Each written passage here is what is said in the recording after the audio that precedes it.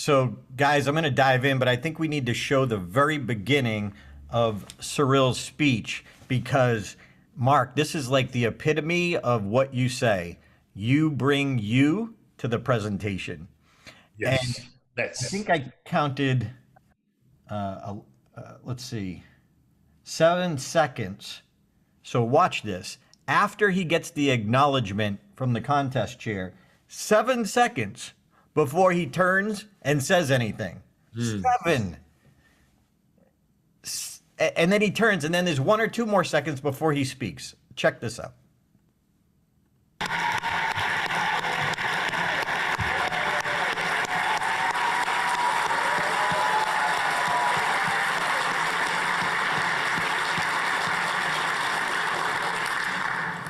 Thank you, Contest Chair. You're welcome.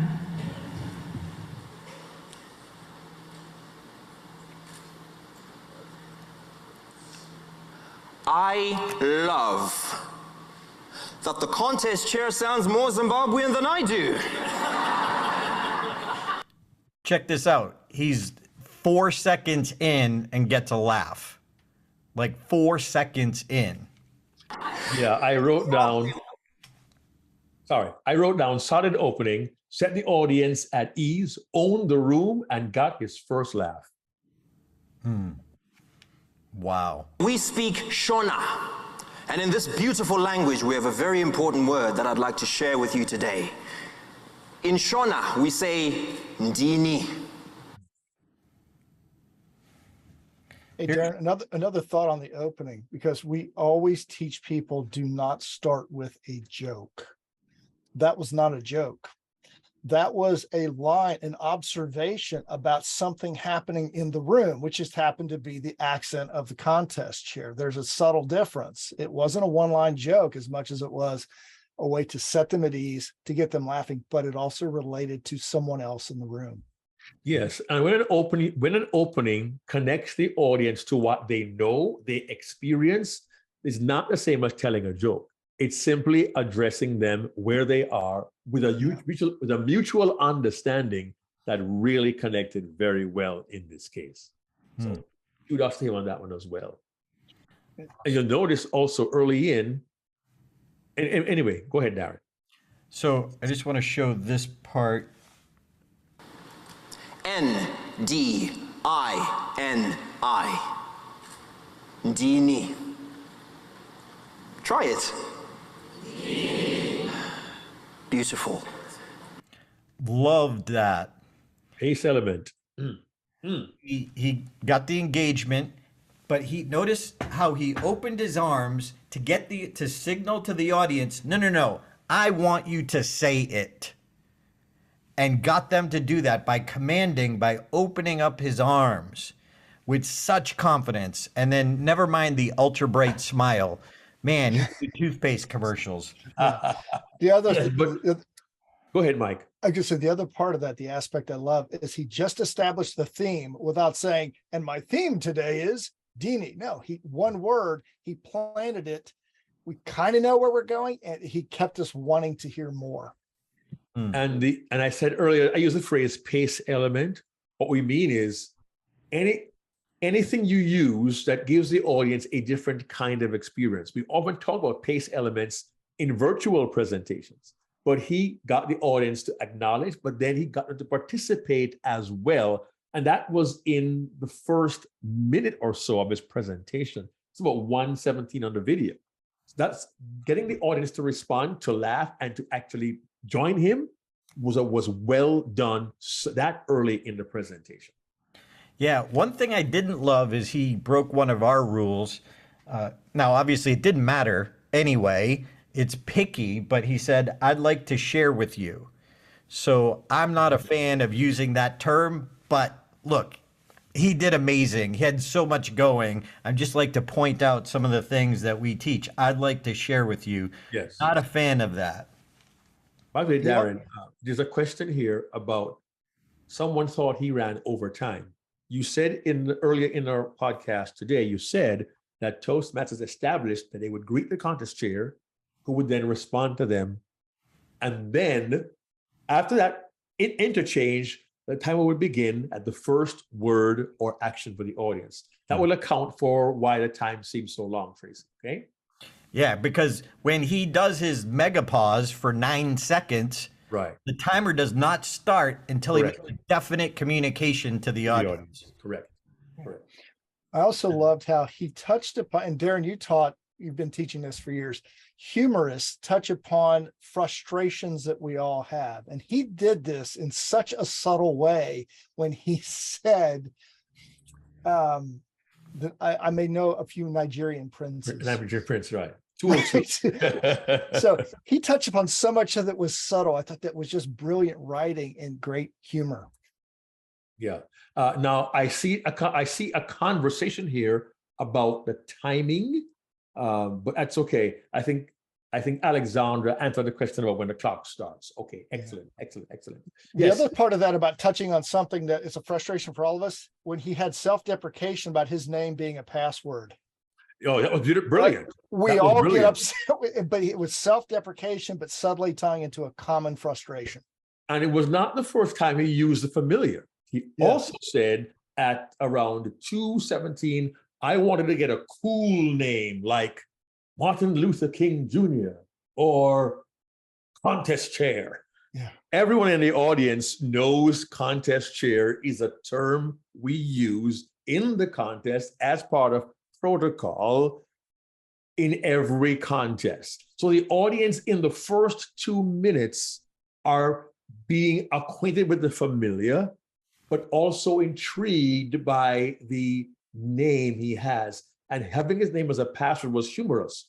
What he also did well was he switched from humor to serious when he said people thought it was used for magic, like black magic. So it was humorous, a password, but then black magic, which now establishes why he did not like his name, why he felt so passionate about changing his name. He did not like it. And also, even though we don't really dive deeply into it, he says, my father, whom I never knew. Those 4 words spoke volumes about why he felt the way he felt about his name, from a nation he wasn't part of, from a man who wasn't part of him. With those 4 words, a man whom I never knew. Very subtle, but very well written. Very well written. And I mentioned to Alexandra how he connected with me. Cyril did the same thing, because this is not the last name I was born with. I have a father I've never met. Yeah. Changed my name to my stepdad's name. So there was a connection there. He also connected with me when he mentioned Chihuahuas. Those of you who are part of Stage Time know I have 2 Chihuahuas, and I love the fact that human beings evolved them from wolves to Chihuahuas. Fantastically funny line. Yeah, and Mark, I want to show that clip because it's also a great use of stage when he talks about his name. So watch how he backs up and uses the stage to get the emotion across too. A long, winding Nigerian name, and then like you said, Mark, my father who I never knew. My father who I never knew. Like, my father who I never knew. 6 words. 6 words. So much backstory. Such great writing. Check this out, though. Whom I never knew was Nigerian. Now, yes, I may know a Nigerian prince or 2. I gotta back up a little. Hold on. You see, even though I grew up in Zimbabwe, my middle name was a long, winding, complicated Nigerian name. Movement. My father, whom I never knew, was Nigerian. Now, yes, I may know a Nigerian prince or 2. Nice. I also think he was using a form of foreshadowing, which is a great technique at 3:57 when he says, I've not said that name once ever since. He's letting us know it's going to come back. Yeah. It also made, for me though, my response was different. My response was, okay, but what is it? What is it? What is it? Hoping he would share it, not convinced that he would, and he did not till the very end of the presentation. You're hoping that he will, but it's in the back of my mind. Is he going to tell us? Is he going to tell us? And he eventually does at the very end. I thought it was well done. The suspense was brilliant, I thought. Mark, I just want to back up what you had said. At 2 minutes and 22 seconds, my name was useful as a password, gets a laugh. Yes. My name was useful as a password. So 7 words, gets a Right. laugh. Notice the brevity. We talk about Seinfeld taking so long to make a 9-word joke a 7. Well, it's 7 words, gets a laugh. And then he switches so artfully to a curse from black magic. A curse from black magic. 5 words. Goes from funny to drama. So that's at 2:22 and then 2:49. And then there's a great relatable statement that you might not remember, but it made you feel connected. At 2:50, have you ever hated something about yourself? Brilliant. Like everybody has something about themselves, or most people have something about themselves. And by the way, really quickly, a question came in about what you said, Darren. Rather than saying, I'd like to share with you, what should we have said? Chick says, just share it. Well, the reason why that is a concern is certainly in the professional speaking world, we realize your audience is less concerned about what you want to do, but more about what they can receive from you. So in that context, we don't recommend saying, I want to share with you, I want to give you, I want to tell you. Rather, if the audience knows that they receive from us, that's more palatable. But it's not a hard and fast rule, particularly in Toastmasters. I wanted to clarify. Great point. Yes, it is not a hard and fast rule, but if you think of it, we're talking, these are high-level world-class techniques. It doesn't make a difference. Well, obviously not in his case, but it's just that one more idea that would be helpful. But he had so much going for him, his charisma, everything else, that it didn't matter. However, for you and your speeches, something like that, it's worth noting that how could we transform it into, so Mark at the beginning, he said, I want to share with you, he could go right into it is one option. Yeah. Or here's an idea, or this could be helpful for you. For you. But there's many different, but it's about for you. So you're just turning it around and framing it differently for us to feel it's about us rather than what the speaker, wants. Darren, my biggest suggestions for Cyril, if he were to ask us and want to take this to maybe a paid stage, is actually some delivery issues. Yeah. And not with his voice, but staging. Can you go to the 420 mark? I got that one written down too. Yeah, I think all 3 of us do. Well, yeah, 420, exactly. 420. Do you want to set it up, Mike? Or I think it's self-explanatory. Just listen to what he says and watch what he's doing. This different before. The fly in the milk. It felt like I had taken 1 step forward and 10 steps backwards. Stop. But then I met Nick. Yeah. He's taking 4 steps forward as he says, I took 1 step forward and 10 steps back. It's Congruence subtle. between what you say and what you do.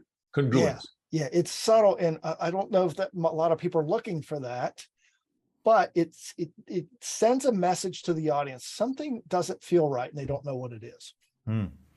And I love this. This is right in line with some of the things we teach, where we set up a character so we can see them and know them and feel them succinctly.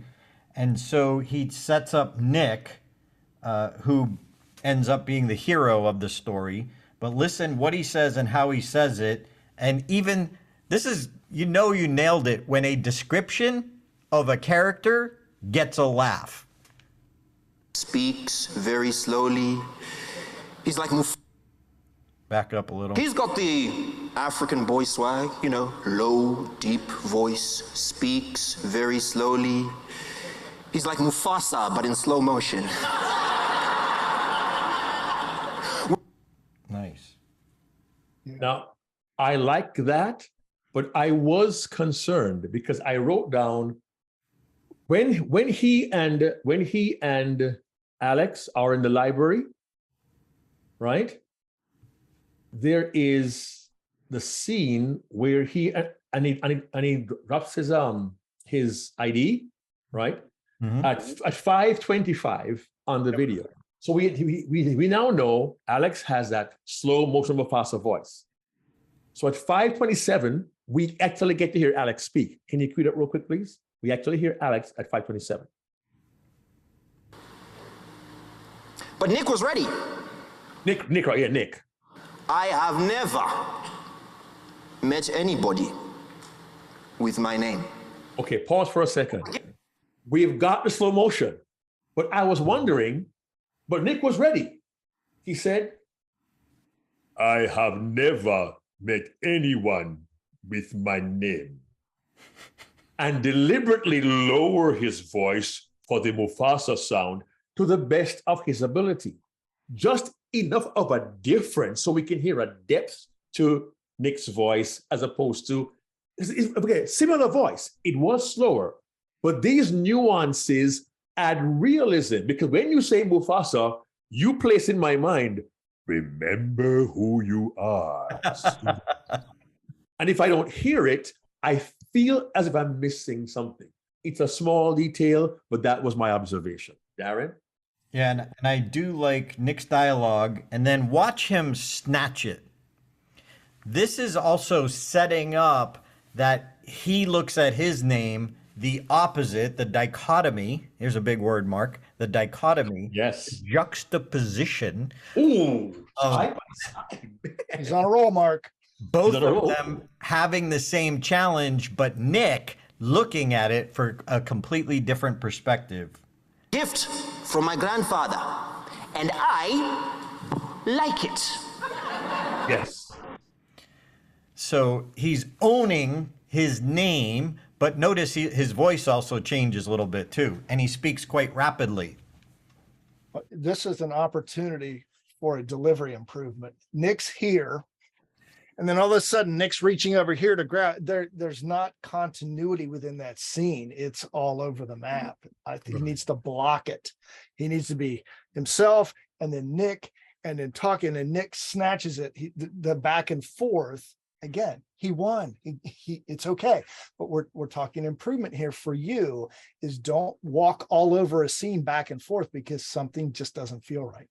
I was wondering, I wasn't there. Can anyone let me know very quickly, was there a center aisle in the room, or were there chairs in the room, as in a true theater style, where there was no center aisle? So I guess the question is, was there a center aisle in the room, yes or no? Can anyone who was there tell us very quickly? I wasn't sure from the video. Was there a center aisle in the room? I don't think there was, but I don't There was. Yeah, because he seemed to be avoiding center stage because maybe there was no one there. He felt the need to address both sides. And the video is on YouTube. My recommendation is this. For all of us, watch the video with the audio off and look at the movement, and always ask, was movement congruent? I don't say ask to be critical of our speaker because he's a world champion. I love it. I respect that. But in terms of our educational purposes, and I do the same for myself, I'll watch myself. I shouldn't have moved there. Why am I avoiding? Why am I always on the left side? These kinds of questions help us to adjust how we present on the physical stage, particularly if there are those among us now who for the past 2 years of being a Toastmaster have never really been on a physical stage of that size at any given time. So it's instructive and hopefully informational to help us master the physical stage as well as the virtual stage. And I hope that's helpful. Hey, Mark and Darren, Christian brings up a really good point. Yes. He asked a question, who is Mufasa? We can't assume that people know who characters are, even though they're legendary Disney movies. And yeah, and if you said Mufasa from the Disney film, The Lion King, may have been helpful. Yeah. And again, Christian may not know who that is either, but Mufasa from The Lion King would have been more helpful for context because not everyone remembers the names of all the characters. They think of The Lion King and Timon and Pumbaa, but they may not remember Mufasa's name. So point well made. Thank you very much for sharing that, Christian. Thank you. And at 5:58, love the line, brilliant message. Seeing in Nick what I did not have for myself, acceptance. Great. And then at 6:11, Yes, acceptance. Yes. at 6:11, we're all different, but he wasn't just different, he was special because he accepted himself. So we're all different, but some people don't accept themselves. I just loved that message. Exactly. I actually have 6:11 because he accepted himself. At 6:54, he says, "You are beautifully you." Because Ndini, this is me. He could have said, "This is me, you are you." But he said, "You are beautifully you" at 6:54. And the adjective, the adverb beautifully was brilliantly inserted to reinforce the power of our own uniqueness. I wrote down here wisdom when he said that. Yeah, and we teach, I'll show the clip in a second. We teach, that intention.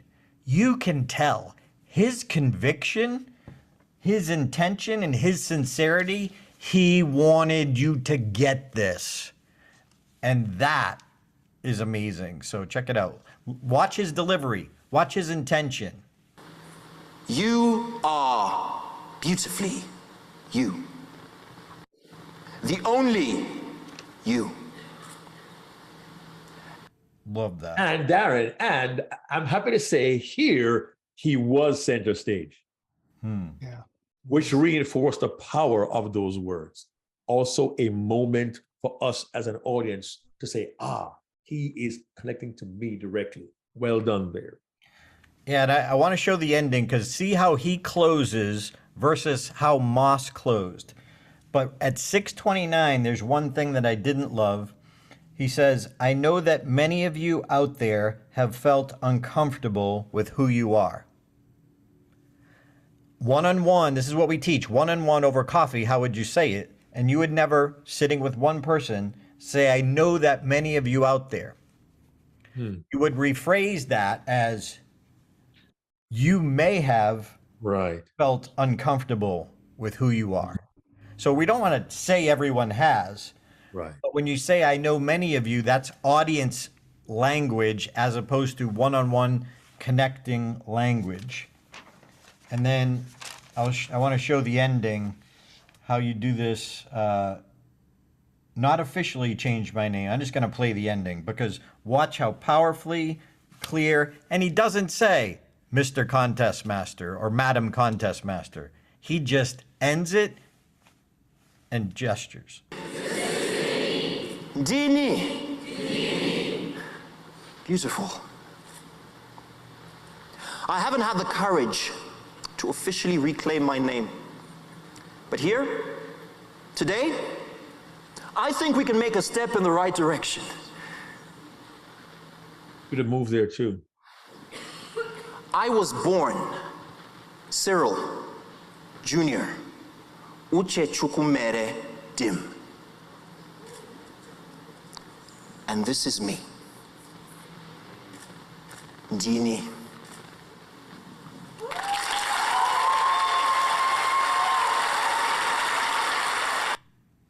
And Darren, one more thought. I don't believe he actually looked at the virtual audience until he addressed them at 7:14 on the video. That's something we must all consider now as virtual, when we're on a live, in a hybrid situation. We have to remember the camera is a member of the audience. And I don't know, had he not addressed them, if he would have looked at the camera at all. I don't know, but it's something for all of us to remember. Nice. It's been a long one. Hour and a half. Hey, if you're watching this, if you can see how this kind of feedback could help you, we encourage you, we invite you, join us at Stage Time. We give this kind of feedback every single week. Those of you who are online, who are part of Stage Time, Kathy, thank you. Please pop in the chat what you think about Stage Time, because look, we love what we do.